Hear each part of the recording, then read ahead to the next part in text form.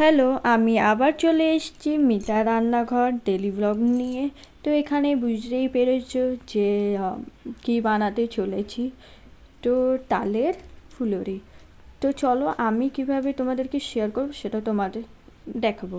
তো এইটা আমার বড় জেঠিমার থেকে শেখা। তো দেখো আমি সবার প্রথমে কী করবো, যেটা যেটা আমাকে বড় জেঠিমা বলেছিল সেটা তোমাদেরকে শেয়ার করছি। ঠিক আছে, এই রেসিপিটা হলো বড় জেঠিমার থেকে শেখা। তো চলো আমি প্রথমে তাল ঘষে আমি সেটা দিয়ে দিলাম। তারপরে 1 কাপ মতন চিনি দিয়ে দিলাম, 1 কাপ মতন ময়দা দিয়ে দিলাম। ময়দাটা বেশি দিলে হয়ে যাবে না, না হলে শক্ত, তখন তালের ফিলিংটা বোঝা যাবে না। তো এখানে ভালো করে মিক্স করে তারপরে দেখো ভালো করে মিক্স করে নেব। তারপরে এবার আমি দিয়ে দেবো নারকেল কোড়া। তো যদি আমি দিতে ভুলে গেছিলাম তো তাড়াতাড়ি করে নারকেল কুড়িয়ে তারপর আমি এটা দিই। তারপরে এখানে আমি বসিয়ে দিলাম, বসিয়ে সাদা সাদা তেলটা দিয়ে দেবো।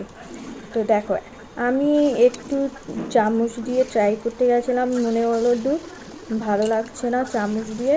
হ্যাঁ, তো ওই জন্য আমি হাত দিয়ে আমি বড়া তৈরি করলাম। তো দেখো এই দেখো, তো এইভাবে আমি জেঠিমাদেরকে দেখেছিলাম।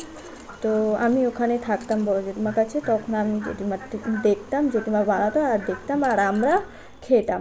তো দেখো এই হলো ফাইনাল লুক। তো কেমন হয়েছে অবশ্যই জানিও আমাকে, আর ভালো লাগলে লাইক সাবস্ক্রাইব করে দিও। আর যারা ফেসবুক থেকে দেখছো ফলো করো, আর যারা ইউটিউব থেকে দেখছো সাবস্ক্রাইব করে দিও। Thank you.